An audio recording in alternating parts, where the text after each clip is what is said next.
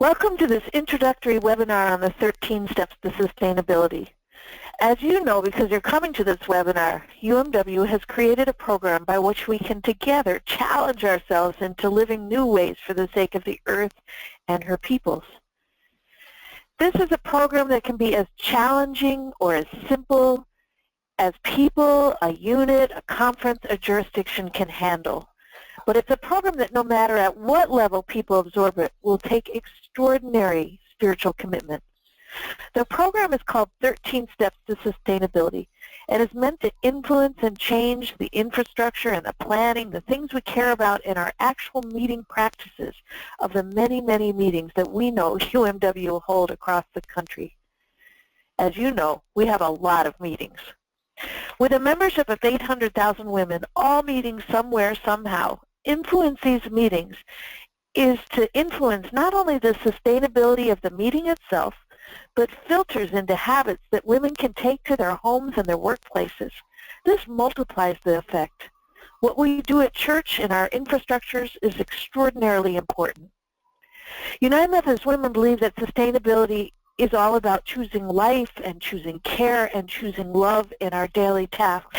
It is about living wisely, justly, and joyfully in each decision we make so that all of us may live with dignity to our full potential now and for generations to come. One of the Bible studies in the program is from the book of Deuteronomy. As you may or may not know, in this particular scripture, Moses has just retold the history of the Israelite people.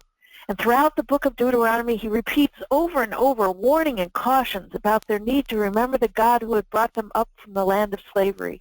He repeats over and over that the Israelites must love the Lord their God with all their heart, mind, and strength, and love their neighbors as themselves. He warns the Israelites when they cross over to the promised land of Israel from the wilderness, they will be tempted to forget the sustenance that God has been for them in their poverty. He retells their history in deep ways. He talks about the water from the rock, the hoarfrost from heaven, and warns them that when they enter the promised land, they might begin to consume too much and will, if they're not careful, create idols. He told them as long as they made sure these two principles, loving God and loving neighbor, were part of everything they were about, it would go well for them and their grandchildren. And we agree with that, don't we? Choosing meetings to be about justice is simply not a strange concept for UMW. In fact, none of our 13 steps are foreign.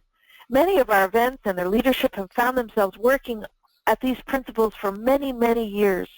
This program just organizes them into a program that we can follow across the organization and helps us measure our progress all together as an organization. Let me share a few blips of history here when our ways of meeting and what we did when we met in the infrastructure of those meetings, when we cared about that infrastructure and the courageous model that we're hoping will continue to develop together. In 1939, the various branches of the Methodist Church came together to form a single church. One price of that merger was the segregation of black Methodists into the central jurisdiction. In the face of this overt segregation, the Women's Division adopted a policy in 1941 of, quote, holding its meetings only in places where all members of its group, black and white, can be entertained without any form of racial discrimination. In 1942, the first National Assembly of the Methodist Women's Division was to be held in St. Louis, Missouri. When black women were denied access to hotels, the assembly was moved to Columbus, Ohio, where guarantees of hotel access occurred. Where we hold our meetings makes a huge difference. In 1965, Filipino-American grape harvesters in the U.S. asked Cesar Chavez and the National Farm Workers Association to help them achieve justice on the job. They were seeking better wages and working and housing conditions. Chavez took the invitation and helped grow a strong, nonviolent national protest. The Board of Church and Society had called United Methodists to support the boycott. Many local congregations with UMW support became grape-free zones. In 1970, the boycott ended when the farm workers succeeded in getting better pay, benefits, and protections on the job. Food to serve or not, in any church meal, United Methodist women helped gain greater dignity and rights for marginalized workers in the U.S.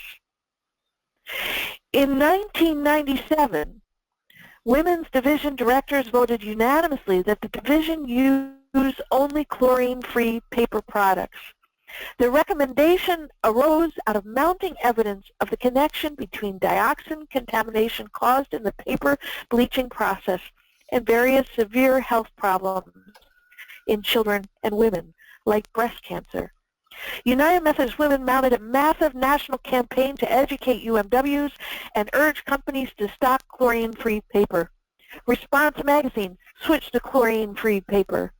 UMW also became the first religious group to join the Chlorine-Free Products Association, encouraging chlorine-free paper products by demonstrating a growing demand for their products. Within 3 years, UMW received International Sacred Gift to the Planet Award for this education and corporate responsibility effort. Now, chlorine-free paper products are more widely available. From something as simple and profound as paying attention to what kind of paper meeting materials are printed on, UMW helped spur greater national awareness of the connections between environmental contamination and human health, and helped grow a greener industry. The 13 steps to sustainability are about making the kind of decisions in our planning that really undergird and make possible the implementation of our values. With some of the best consultants in the country, we have enumerated 13 historically agreed to principles of UMW which promote true sustainability. With each of these 13 principles, we determine certain practices that best embody those principles. And some of those practices are measurable. And so we've created a measurement survey so that we can keep track of our own growth as an organization in the enactment of all 13 principles. When fully enacted as a key programmatic and planning goal in every meeting, we truly recognize the earth as a sustainer and provider of our life together, and in her care is an indication of our just distribution of her resources and real care for her communities. I want to share a bit more about what understandings we hope will be undergirded by our definitions of sustainability. Extraction, production, waste. The air, water, and land affected by these processes disproportionately negatively affect the health and well-being of people of color. Yet the stuff extracted and produced economically benefits the lives of others. When placed in urban industrialized zones, the government calls the zones that people of color mostly live around sacrifice zones.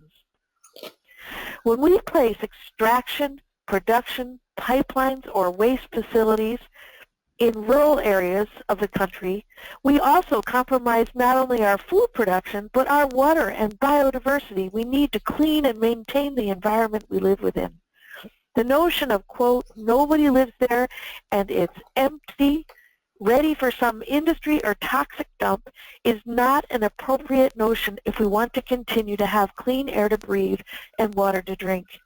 In addition, many of the rural areas still considered for mining and power plants are often lands which were designated by treaty to be in control of indigenous communities.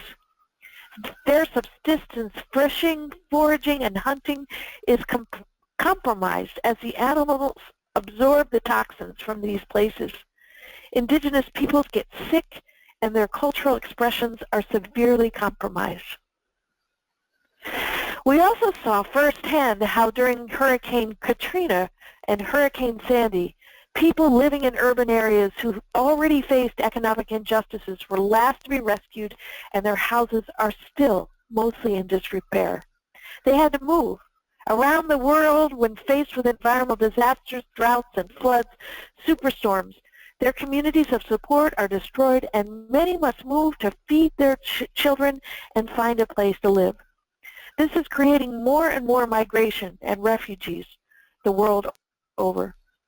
Interestingly, at the same time, countries that receive migrants and refugees on their borders seem to universally clamp down on those same people, yet others are benefiting from the drivers of climate change.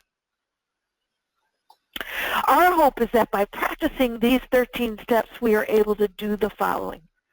We will inevitably learn to love more intentionally by recognizing that habits formed by our particular ways of life are currently reinforcing injustice and inequity and reinforcing the disposability of some people for the privilege of others. We learn anew the value of simplicity and of care through our consumer behaviors and through our work together. This is a determined commitment to more just and equitable ways. This is love. We also learn, relearn, and prioritize the practices that honor and love God's whole work in the creation. This is love. And when we do this, we restore health to the earth and her communities, prevent future harm, and preserve natural resources, species, cultures, language, and ecosystems for future generations. This is love. Again, the simple intention of this program is to help one another, inspire one another to greater love. We can inspire one another to renew our intentions, commitment, and actions for this work. We are a community of women, no matter our distance from one another, and through that community, we can support one another. So in a time when we need to change or we want to try something new, we don't have to create the wheel, but can share our insights, best practices, and information with each other. And when we do this, the program has an actual measurement tool so we can honestly see how we're doing, knowing how hard all of this is. Lots of grace, lots of expectations. We also are developing a new understanding of mission. It's not just about giving money, but it's about the lifestyle choices we are making from our expenditures that can better care for the earth and our communities. So, finally, let's get going on the specifics. How do we see ourselves moving forward into the program? What are the tools and the approaches? First of all, we start from your context. We know that each context, each district, each unit has its own way of working, its own strengths, and its own challenges. For instance, this conference determined to have a zero waste meeting, and so they set up an exhibit to share what that means. Some conference settings, however, have no ability to recycle. Therefore, they start from a different place. Others have significant financial concerns and so start from a different set of challenges. Others might be doing great on accessibility, making sure that people are hearing challenged, have a sign interpreter, but maybe they are at a loss with the invitation and supporting the leadership of young women. So celebrate the things you've done well on and see which of the 13 steps you might need to work out in a systematic way. Sometimes having someone to talk about these steps can help. And so that's why we've pulled together, trained, and given many opportunities for learning to our 13 Steps to Sustainability Jurisdictional Guides. Your jurisdictional guides are waiting for you to call them. They are consultants and cheerleaders, gracious advocates, and beaters of the bushes. They see more than one conference, and sometimes they can help move us out from stuck places. As these guides are asked by you to come to different meetings and present this program, their job is to connect all of you so that you'll have a strong and stronger network in the conferences on this work. Another invaluable and somewhat overwhelming tool is the website. As many of you know, this is our website, correct? On this website are a myriad of resources for this work. What you want to do is come down the page and you want to go to environmental justice over underneath advocacy. And as you press environmental justice, you'll come to our page and look at that, 13 Steps to Sustainability. The first tools that we have here are two different approaches into sustainability. We know that sometimes UMW like to think in a principled way about what we should do, but sometimes it's very important to be very practical. So we've determined two different ways into this program. Let me show you a little bit about the principled approach to sustainability. When you push the link for a principled approach, you come to a page that has each of our steps on it. Each of these principles is one of the principles that we're working on. So I'm going to show you a little bit about each of those pages. but let me show you over here first. You've got some introductions here, creating an introduction to creating sustainable events, evaluating your impact, United Methodist policies on this. Here's the Bible study that I was talking about, help from other sources, and some articles that are all there. So let's go back, and here's your principles. Let's go to toxin reduction. So if you look at this, it's got a first step that you can do, and that is your name tags. And to think about name tags is a big thing. Some of you, I know, use these beautiful handmade name tags out there, and that are reusable, and that's fantastic. Others are still, including National, are still using plastic name badge holders. So we're working on that. But if I go into principle number 10, you see here that there's a very detailed objective about what is going on with the reduction of toxins and why it's important. And then there's some how-tos that will help you kind of think it through, okay? And then there's some helpful resources. These are wonderful resources usually with some really interesting things. And then some fast facts, which are really fascinating because you could put these on tables and people could read them. You could put them on little signs that are around the room saying that you're working very hard to reduce toxins in your meetings. And then there's often a glossary, and then there's a policy foundation. So all those things are there. But this is the part that I really want you to see. So if you come over to the right-hand side, you can get a PDF of this piece. So here's a PDF that has all the how-tos on it. So if you need to have people see this in writing, you can put that on, okay? It's the same thing that's on the website. So we're trying to get away from paper use, but we recognize that that's often not what people can do. So then if you come down here, this is the actual survey questions. These are the questions that will actually be on the survey. On every one of these principles is both the PDF and the survey questions. So if you look at this, you can see what you need to do in order to be able to answer the questions affirmatively on the survey. And that is, were you able to ask your venue for the following? We asked our venue whether they use non-toxic cleaning supplies. And then you can say whether you asked for that in the contract, which is really cool. And you can see if you asked for it and they had actually adhered to it. So every church, has cleaning supplies. Just asking this question can be really remarkable for your church, church-based venues. For camps and retreat centers, excellent question to ask. Something that prompts. We know that Lake Junaluska is doing some amazing things. Some of it maybe because we've asked the questions. It's very important to ask these questions, and that's why we've put this up here. We know that it's not going to be a perfect journey. We know that you're not going to get everything done, but that's the way it is. So that's what's on every page. There's also up in the front page often a very good video of some remarkable, sometimes TED Talks, sometimes other things, short videos that can help you learn more about the issue and help educate your people about that issue. So there you go. So if we go back, we're going to go back now. That's every page has that. If we keep going back, we can see here there's also a practical event planning guide. Now, because we know you guys think about, okay, where are we going to hold this meeting? Here's a way of just looking at those kind of very practical pieces like childcare, where you're going to hold the meeting, your healthy food and beverages, so that you can start to make decisions in a very practical way using these principles, but actually as part of, instead of a principled approach, you're coming in it from a very practical way. So there's a whole introduction here, and then you see what the kinds of things are here. Evaluations. What questions do you put on your evaluation so that you know the perception of the people who came and whether they feel the sustainability efforts that you're doing are important? I'm pretty sure most of them feel that they're very important. But to put them on the evaluation means that you're actually highlighting them and saying, we want you to see these things. We want you to see that they're important. So there's all sorts of advice on these things. And then there's also some checklists. So if you're a checklist person, these are great. You can go and you can look up each of these checklists and use them. including sample language for requests for proposal or contract proposals. We've done a very generalized kind of contract language that you can ask your venue to sign.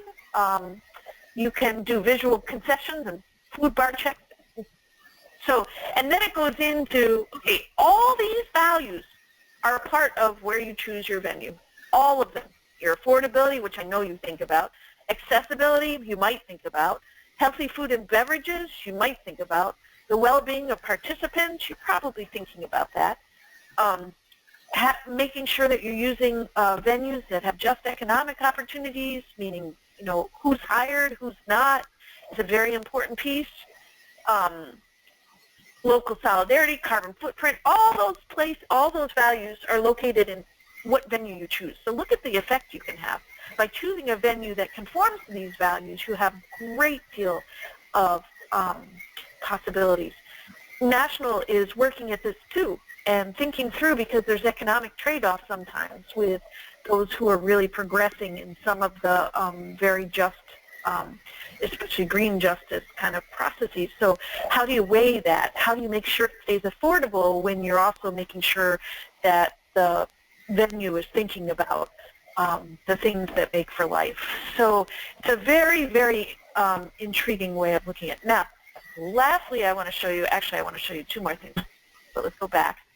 Here's the measurement survey.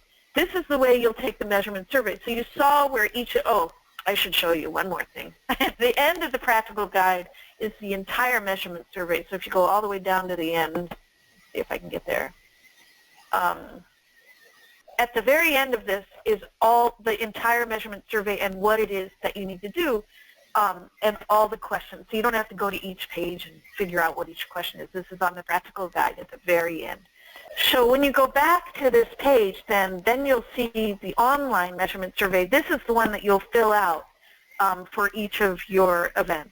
And we're hoping it's for each of your events, not that you'll do a one-shot deal, but that somehow systematically you'll get this incorporated into your planning processes, these dust steps. So that's this page. You also can find your contacts for your jurisdictional guides here. You can find the carbon footprint calculator if you're interested in that for your own personal or family carbon footprint.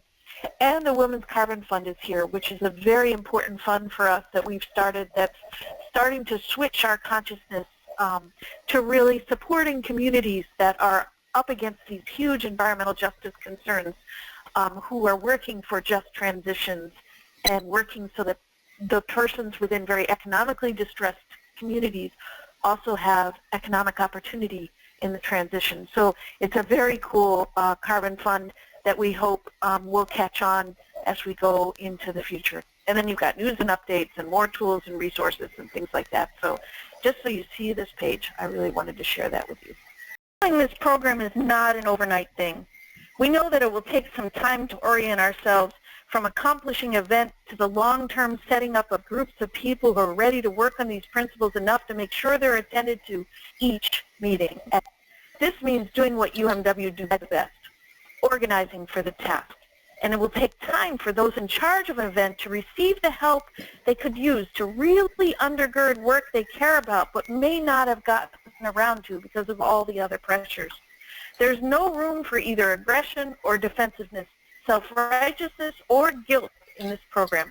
It's a grace-filled but accountability program that we know will be filled with love and tenderness for one another, but also for all those lives we're affecting negatively when we don't attend to these kinds of things. Another story. At a recent LDD, a woman shared this story. Every Wednesday, she said, I feed 85 children in our church basement that wouldn't have a meal except that we feed them. And I'm on a shoestring budget. How on earth am I going to switch from styrofoam? It's the cheapest way to serve. Yet I know that the garbage is the worst thing for the children, and maybe even the children I serve and their neighborhoods. This is where we come in as a district and a conference. Wouldn't it be amazing to tend to this concern, to do it from a place of care and love, knowing what pressures this community is under to support this sister by providing the dishes and the dishwashers? I'm sure she's also dealing with a multiplicity of other pressures, old boilers, chemical-laced soil, and old windows. What an amazing thing it would be to think in new ways, not only about oneself and one's conference, but to listen to each other's concerns and be awake and aware with generosity to back up the changes we need to make. So there you have it. Jurisdictional guides for the journey, resources on the website, a way to connect with one another and with our progress through a measurement survey. The program is not intended, again, to judge anyone. Everyone is working too hard. Recently, I was presenting this program to a group where women, specifically on this program, to a group where women were working so hard in the kitchen, but they had used all disposable, non-compostable utensils, plates, and cups. There is no way I would judge them. Gently encourage, know the hard road we're on together, make decisions which are sometimes not perfect, but let's together organize best practices and encourage ourselves with stories and efforts from across the country which help us understand one another, help one another, and move down the pathway we need to be on for the sake of ourselves and future generations. All of us are in this together. Remember that there have been very few in our lives that have taught us these things, and there are many influences that are teaching us to buy, and buy at the cheapest, no matter what. And those with the least economic leeway, who consume the least resources and struggle with the many toxins in their neighborhood, are often the ones relegated to eating from, drinking from, breathing, walking upon the most toxic of environments. Very little is teaching any of us how to stand with women and children in these zones who are recipients of more wealthy neighborhoods' waste and the poisons in our extraction and production. This is an incredible program where we can deepen our listening to one another's contexts and hear the struggles and be together in them. Of course, we know that when we begin talking about a new approach, principles, changes to our comfort levels, we can understand that 80% of people will say it's impossible. So we start with baby steps. There are 13 principles. Seems like an impossible list, but the program is set up to be step by step. This is what we're recommending as a way forward. As a conference, find 4 to 8 women who are willing to help organize this process. Maybe send them on a retreat together. Give them a day apart together. Let them figure out what to celebrate and what challenges face the conference, and find one step and determine to work that principle over the current year. Implement and talk about what you did at your event to the participants that are there so that they know the intentions with which you've worked. After the event, fill out the UMW's 13 Steps to Sustainability survey. Make sure everyone is assigned.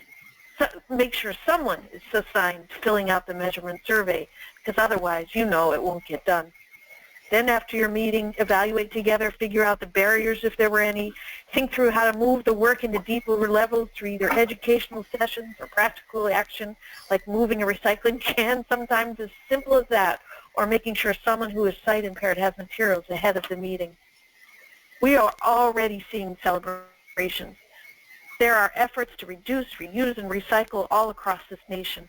Water bottles are beginning to take hold. Conferences are reducing their paper usage. Childcare is being offered and Safe Sanctuary implemented. UMW participants are carpooling, and we're using technology to maximize our face time when we do travel distances. You've made an incredibly vital step.